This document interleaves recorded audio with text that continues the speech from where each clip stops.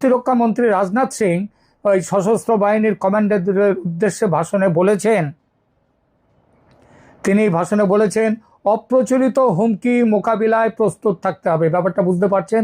অপ্রচলিত মানে সরাসরি যুদ্ধ নয়, ঘুষপেট, জঙ্গি সন্ত্রাসবাদী কাজকর্ম, এই সমস্ত হুমকি মোকাবেলায়, অনুপ্রবেশ তো বলেই দিয়েছি, এইসব হুমকির মোকাবিলায় প্রস্তুত থাকতে হবে। তিনি আরও বলেছেন তথ্য, আদর্শগত, পরিবেশগত, জৈবিক যুদ্ধের মতো অদৃশ্য চ্যালেঞ্জ মোকাবিলা করা। এখানেও ঘুরে ফিরে সেই সন্ত্রাসবাদী কাজকর্মের ব্যাপারটা আসছে, নিশ্চয়ই বুঝতে পেরেছেন। এরপরে আসছে প্রযুক্তি বান্ধব সামরিক বাহিনী গড়ে তোলা। তারপর মানে যে ইনভেন্টরি, আজকাল যে সমস্ত হচ্ছে ইনভেনশন হচ্ছে প্রযুক্তির, তার সাথে সামরিক বাহিনীকে আরও যুক্ত করে তোলা এবং আকস্মিক ও অপ্রত্যাশিত যুদ্ধের জন্যে নিজেদের ক্যাপাসিটি তৈরি থাকা, কৌশলগতভাবে নিজেদেরকে গুছিয়ে রাখা, এই ব্যাপারগুলো বৃদ্ধি করতে হবে। এরপরে তিনি কালকেই বলেছেন সুদর্শন চক্র প্রকল্প, প্রতিরক্ষামন্ত্রী সুদর্শন চক্র বিমান প্রতিরক্ষা ব্যবস্থা তৈরির জন্য একটি কমিটি ঘোষণা করে দিয়েছেন। পরবর্তী 5 বছরের জন্য মধ্যমেয়াদী পরিকল্পনা, পরবর্তী 10 বছরের জন্য দীর্ঘমেয়াদী পরিকল্পনা এবং বাস্তবসম্মত কর্ম পরিকল্পনা প্রণয়ন করবার ব্লুপ্রিন্ট তৈরি হয়েছে। সম্মেলনের থিম ও অংশগ্রহণকারী, এই বছরের সম্মেলনের প্রতিপাদ্য হলো সংস্কারের বছর, যেটা প্রথমে বললাম নরেন্দ্র মোদী বলেছেন, ভবিষ্যতের জন্য রূপান্তর।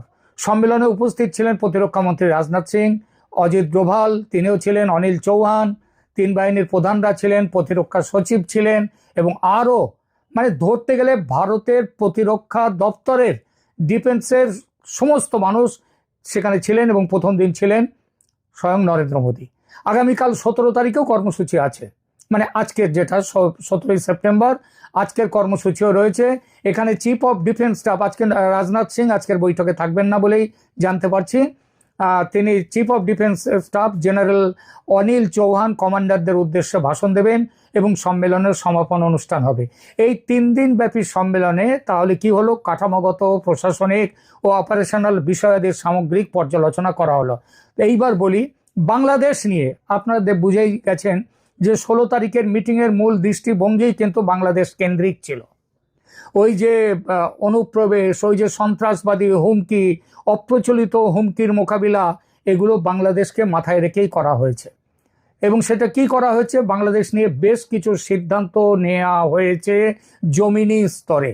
সেই সিদ্ধান্তগুলো হলো, যেমন অনুপ্রবেশ নিয়ে জিরো টলারেন্স, মানে এর আগে বলা হতো অনুপ্রবেশ নিলে তাদেরকে ধরে নিয়ে আসা কিংবা তাদেরকে ফেরত দিয়ে দেয়া ইত্যাদি ব্যাপারগুলো ছিল।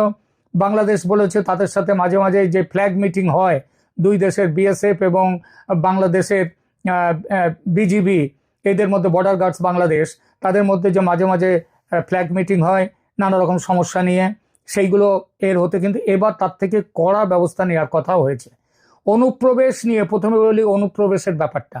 অনুপ্রবেশ নিয়ে জিরো টলারেন্স, মানে অনুপ্রবেশ করতে দেখলে যদি দেখা যায় যে সে অনুপ্রবেশ করছে, দরকার হলে সরাসরি একেবারে শুট অ্যাট সাইট।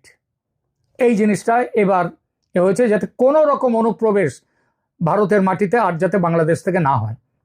কারণ ইতিমধ্যেই যে বাংলাদেশে পার্লামেন্টে কথা উঠেছে, কংগ্রেস আমলে বলেছে, শ্রীপ্রকাশ জয়সওয়াল তখন ছিলেন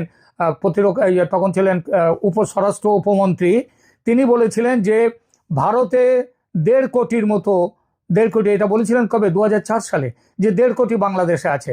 পরবর্তী সময়ে নরেন্দ্র মোদীর সরকারের আমলে কিরেন রিজিজু, আমাদের স্বরাষ্ট্র দপ্তরের প্রতিমন্ত্রী, তিনি বলেছিলেন যে 2 কোটি আছে বাংলাদেশি ভারতে।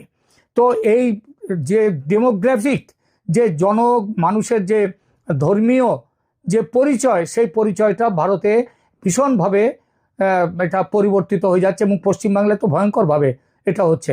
এবং বলা যাচ্ছে, অনেকেই বলেছেন 2030 থেকে 2035 সালের মধ্যে পশ্চিমবাংলা এটা হয়ে যাবে, পশ্চিমবঙ্গ হয়ে যাবে একটি মুসলিম প্রধান রাষ্ট্রও হয়ে যেতে পারে, রাজ্যও হয়ে যেতে পারে।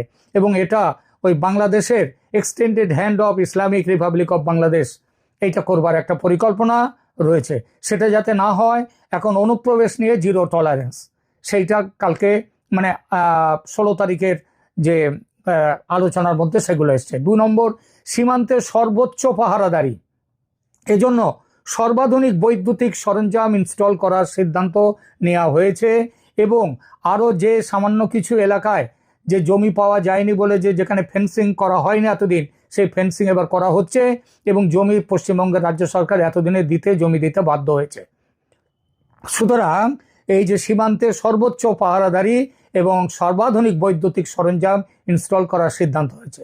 3, এখন থেকে কোনো ওয়ার্নিং দেয়া নয়। ওই যে বলেছি যে চোরা চালান হচ্ছে, পশু চালান হচ্ছে, অনুপ্রবেশ হচ্ছে, এই ব্যাপারে নো ওয়ার্নিং, আর কোনো ওয়ার্নিং নয়, একেবারে শুট অ্যাট সাইট। 4, পুশব্যাক বা পুশ আউট, যারা এখানে ভারতে ইতিমধ্যে এসেছে এবং যাদের চিহ্নিত করা গেছে বাংলাদেশি বলে, যাদের ফেরত দেওয়ার চেষ্টা চলছে, সেই পুশব্যাক বা পুশ আউট যে সফল করার ব্যবস্থা, কিভাবে কোন জায়গা দিয়ে বাংলাদেশে তাদেরকে পুশব্যাক করা যাবে বা ভারত থেকে তাদেরকে পুশ আউট করা হবে, এই সফল ব্যবস্থা করার দায়িত্ব এবার এসেছে পুরোপুরি সীমান্তরক্ষী বাহিনীর উপর এবং এ ব্যাপারে কোনো রাজ্য সরকারের সাথে কোনো রকম কথাবার্তা বলার কোনো দরকার নেই। 5 নম্বর, চোরাচালান বন্ধ করতে যা কিছু ব্যবস্থা প্রয়োজনীয় বলে বোধ হবে সেটা করার পুরো ছাড় বিএসএফ এর। আগে হতো কি, চোরাচালানকারী ধরা পড়লে তাকে এই রাজ্য পুলিশের হাতে দেওয়া হতো, অনুপ্রবেশ ধরা পড়লে রাজ্য পুলিশের হাতে দেওয়া হতো। এখন আর ওই রাজ্য পুলিশের হাতে দেওয়াটে আনায়, হয় তাদেরকে ওপারে পাঠিয়ে দাও, তাদেরকে পুশব্যাক করে ওপারে পাঠিয়ে দাও, নইলে শুট অ্যাট সাইট। 6 নম্বর হচ্ছে, পশ্চিমবঙ্গ সরকার ও রাজ্য পুলিশ প্রশাসন তারা এটা সবাই জানে যে তারা অনুপ্রবেশের পক্ষে কাজ করছে। তাদের সঙ্গে সংঘাত অবধারিত হলে বিএসএফ এর চিন্তার কারণ নেই, কেন্দ্রীয় সরকার পূর্ণ সমর্থন দেবে। 7 নম্বর, সীমান্ত এলাকায় নাশকতামূলক কিছু ঘটলে কেন্দ্রকে তার সরাসরি রিপোর্টিং করবে বিএসএফ। 8 নম্বর, সবচেয়ে বড় যে সিদ্ধান্ত সেটা হলো প্রয়োজন বুঝলে সীমান্ত পেরিয়ে গিয়ে উপযুক্ত ব্যবস্থা নেওয়ার ক্ষমতা দেওয়া হয়েছে বিএসএফকে। একটু ভেঙে বলা যাক বিষয়টা। আপনাদের হয়তো অনেকেই ভুলে যাননি যে 2001 সালের এপ্রিল মাসে যেভাবে ভারতীয় সীমান্ত রক্ষী বাহিনীর জওয়ানদের অতর্কিত আক্রমণে ধরে নিয়ে গিয়ে খুন করেছিল বাংলাদেশ রাইফেলস, তেমন কোনো ঘটনা যেন আর দ্বিতীয়বার না ঘটে। মনে রাখতে হবে, সে সময় কিন্তু বাংলাদেশে শেখ হাসিনার বন্ধু সরকার ছিল, কিন্তু তা সত্ত্বেও ঘটেছিল সেই ভয়ঙ্কর ঘটনা। আর এখন তো শত্রু স্থানীয় সরকার। সুতরাং এই পরিস্থিতিতে ওই যে রাজনাথ সিং বলেছেন না গত পরশু 16 তারিখের মিটিংয়ে, তিনি বলেছেন না যে গতকালকের মিটিংয়ে রাজনাথ সিং বলেছেন যে অপ্রচলিত কিংবা যে হুমকির কথা ভাবা যায়নি এমন হুমকি ঘটলে তাতে যেন সেই ব্যাপারে যেন সতর্ক থাকতে পারা যায়, সেটার মধ্যে এই জিনিসটাও রয়েছে যে প্রয়োজন হলে ভারতীয়, এর আগে যেমন এই কয়েকদিন আগে একজনকে ভারতের একজন বিএসএফ কে তাদেরকে ধরে নিয়ে গিয়ে একা একা পাহারা দিচ্ছিল, তাকে ধরে নিয়ে গিয়ে বাংলাদেশে গিয়ে বাংলাদেশের গ্রামের লোক এবং সেখানকার বিজিবি তারা মিলেমিশে তার উপরে অত্যাচার করেছে, তাকে বেঁধে রেখেছিল কলা গাছের সঙ্গে, সে সবার প্রায় হাতে পায়ে ধরে বাঁচার প্রাণ ভিক্ষা করছিল। এই রকম ঘটনা যাতে আর না ঘটে এই ব্যাপারে, সুতরাং এই ব্যাপারে একেবারে যে বলবো যে চরম ব্যবস্থা নেয়, তার জন্যে যদি যুদ্ধও বাদে দুই দেশের মধ্যে বাদুক, অর্থাৎ ভারত যুদ্ধের অপশনটাও কিন্তু এখানটায় রেখে দিয়েছে, উড়িয়ে দেয়নি। এইটাই হচ্ছে এবারে এই যে কমান্ডার্স কনফারেন্স যেটা হলো, commanders conference, combined commanders conference CCC, মনে রাখবেন এটা 2 বছরেরও পরে এই বৈঠকটি হলো এবং এই বৈঠকটা হয়েছে কলকাতায়। সুতরাং বুঝতেই পারছেন যে বাংলাদেশ এই বৈঠকে একটা আলোচ্য বিষয় ছিল সরাসরি, এবং অনেক সময় বাংলাদেশের কথাটা মাথায় রেখে দিয়ে এখানে যা আলোচনা করবার সেগুলো হয়েছে। এই হলো সিসিসি বৈঠকের ছোট্ট করে একটা বিবরণী। আপাতত আশা করি বিষয়টি বুঝতে পেরেছেন। এই নিয়ে আপনার গুরুত্বপূর্ণ মন্তব্যটি অবশ্যই কমেন্ট বক্সে জানিয়ে দিবেন। ধন্যবাদ।